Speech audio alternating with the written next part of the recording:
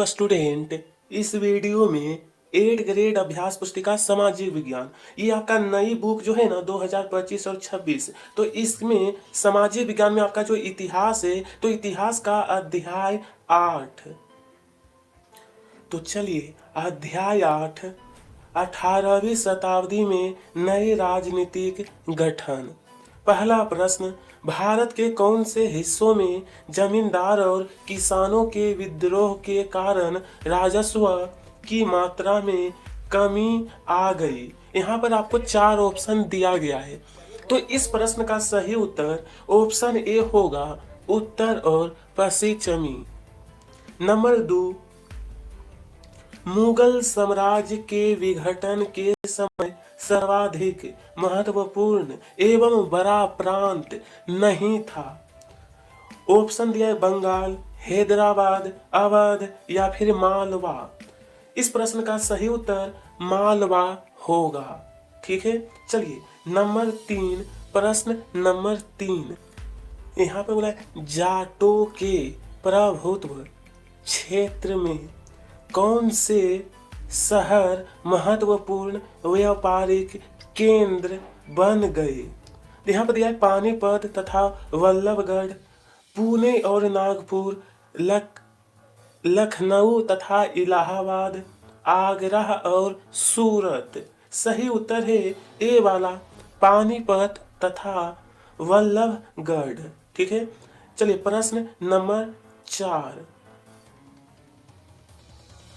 यहाँ पर बोला है मराठों में कौन शामिल नहीं था?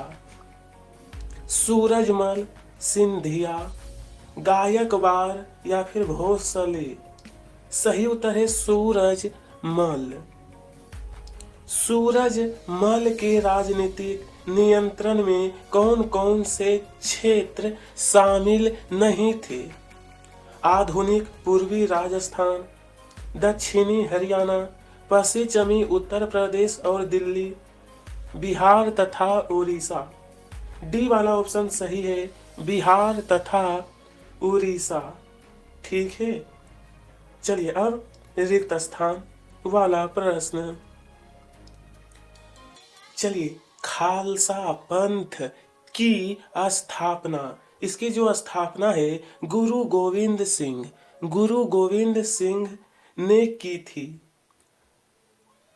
जत्थों और मिसलों की संयुक्त सेनाएं, तो यहाँ पर आपका होगा दल खालसा कहलाती है, दल खालसा कहलाती है। ठीक है, अब सी नंबर में कहा गया है कि शिवाजी ने पर्याय द्वीप में मुगलों को चुनौती देने के लिए, तो यहाँ पर आपका होगा सैन्य वल।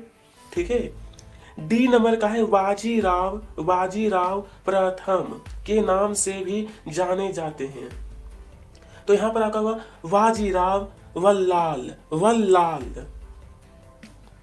जाटों ने अपने नेता के नेतृत्व में दिल्ली के पश्चिमी क्षेत्रों पर अपना नियंत्रण, तो यहाँ पर आपका होगा चूड़ामन। ठीक है, चलिए, सवाई जय सिंह ने खगोलीय वेधशालाओं का निर्माण कहाँ कहाँ कराया था? कहाँ पर? तो देखिए, सवाई जय सिंह ने खगोलीय वेधशालाओं का निर्माण दिल्ली, जयपुर, उज्जैन, मथुरा और वाराणसी में। ठीक है, चलिए 7 आपका पूरा हो गया। बस इसमें कहा गया था वेधशालाओं का निर्माण। विंध्य राज्य के विस्तार का श्रेय किसे प्राप्त है? वे किन क्षेत्रों के खिलाफ सैन्य अभियानों के लिए जाने जाते थे? इसका उत्तर है विंध्य राज्य के विस्तार का श्रेय बाजीराव प्रथम को प्राप्त है। वे मालवा, बुंदेलखंड, गुजरात और पुर्तगालियों के खिलाफ सैन्य अभियानों के लिए। ठीक है। प्रश्न क्रमांक 9, सिखों द्वारा स्थापित राखी व्यवस्था किससे संबंधित थी? किससे? ये जो आपका है राखी व्यवस्था, चलिए इसका उत्तर है सिखों द्वारा स्थापित राखी व्यवस्था सिखों की आर्थिक स्थिति सुधारने से संबंधित व्यवस्था थी। के अंतर्गत किसानों से उनकी उपज का 20% कर के रूप में लेकर बदले में उन्हें संरक्षण प्रदान किया जाता था।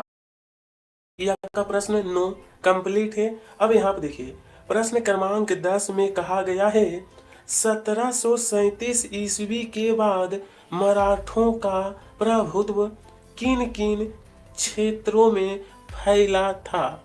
किन किन क्षेत्रों में?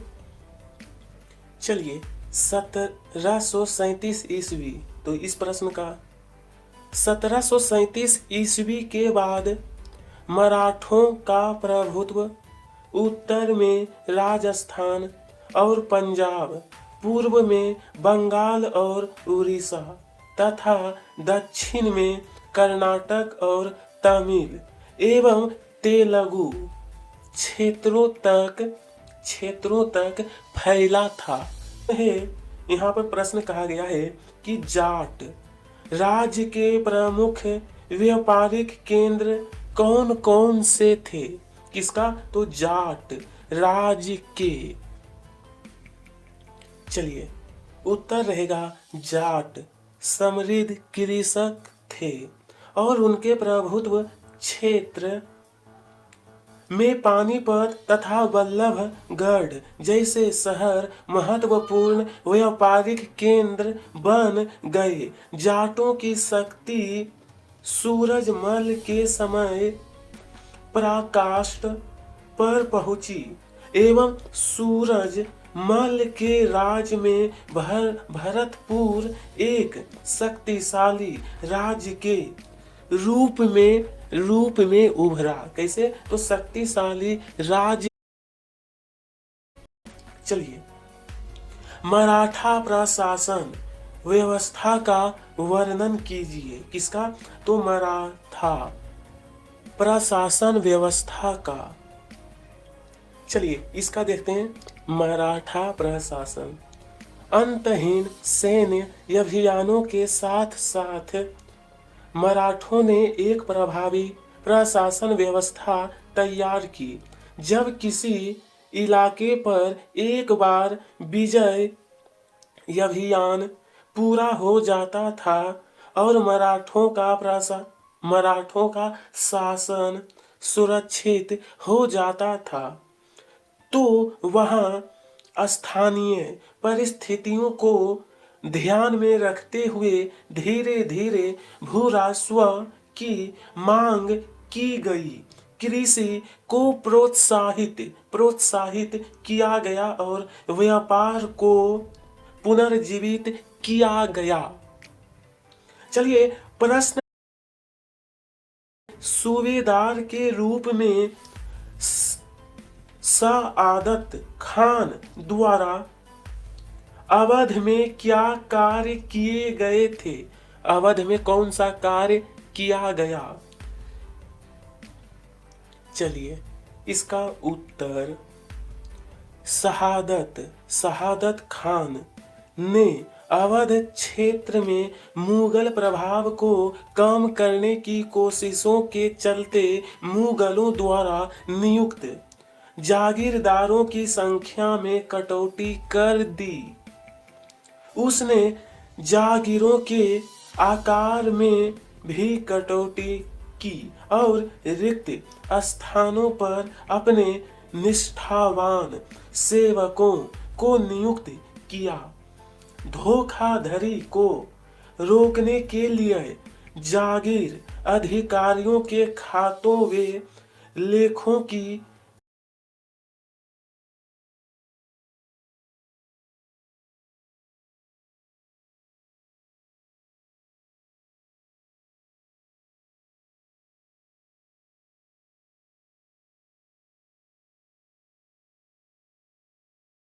किस प्रकार कार्य करते थे। तो चलिए इस प्रश्न का उत्तर। तो प्रिय स्टूडेंट, दल खालसा किसे कहते हैं? 18वीं शताब्दी में कई योग नेताओं के नेतृत्व में सिखों ने अपने आप को पहले जत्थों में और बाद में मिसलों में संगठित किया। इन जत्थों और मिसलों की संयुक्त सेनाएं दल खालसा कहलाती थी। ठीक है, चलिए प्रश्न नंबर 15 में कहा है को लिखिए जिनके कारण मुगल साम्राज्य कमजोर होता गया। मुगल साम्राज्य। तो चलिए इसका उत्तर है औरंगजेब के उत्तराधिकारियों के शासन काल में साम्राज्य के प्रशासन की कार्यकुशलता समाप्त होने लगी और मनसबदारों के शक्तिशाली वर्गों को वश में रखना केंद्रीय सत्ता के लिए कठिन हो गया। ठीक है, इस प्रकार मुगल साम्राज्य कमजोर होता गया। ठीक है, चलिए 16 में कहा है मुगलों के विरुद्ध मराठों की सफलता के क्या कारण थे। किसका? मुगलों के विरुद्ध मराठों की सफलता। प्रिय स्टूडेंट, यहां पर है विरुद्ध मराठों की सफलता। मराठों की सफलता का रहस्य यह था कि वे मुगलों के किलाबंद इलाकों से टक्कर न लेते हुए उनके पास चुपचाप निकलकर शहरी कस्बों पर हमला बोलते थे और मुगल सेना से ऐसे मैदानी इलाकों में मुठभेड़ लेते थे जहां रसद पाने और कुमक के रास्ते आसानी से रोके जा सकते थे। ठीक है, आसानी से रोके जा सकते थे। प्रश्न क्रमांक 17 में कहा है चौथ वे सरदेशमुखी से क्या आशय था। चलिए तो इसका उत्तर।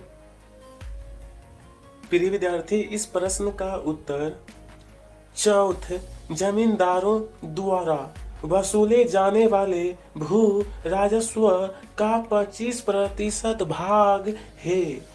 ढक्कन में इनको मराठा वसूलते थे। उसके बाद ये तो आपका हो गया चौथ के बारे में। अब सरदेशमुखी, इसका मतलब होता है ढक्कन में मुख्य राजस्व संग्रहकर्ता को दिए जाने वाले भू राजस्व का 9 से 10% हिस्सा था। ठीक है, यहाँ तक आपका कंप्लीट। ठीक है, यहाँ तक आपका कंप्लीट है। तो प्रिय स्टूडेंट, कक्षा 7वीं का सामाजिक विज्ञान आपका समाप्त हो गया। कमेंट बॉक्स में बताइएगा कि अगला कौन सा टॉपिक आपको चाहिए। वीडियो पसंद आई हो तो लाइक करिएगा, साथ में सब्सक्राइब। आप सभी को तहे दिल से धन्यवाद।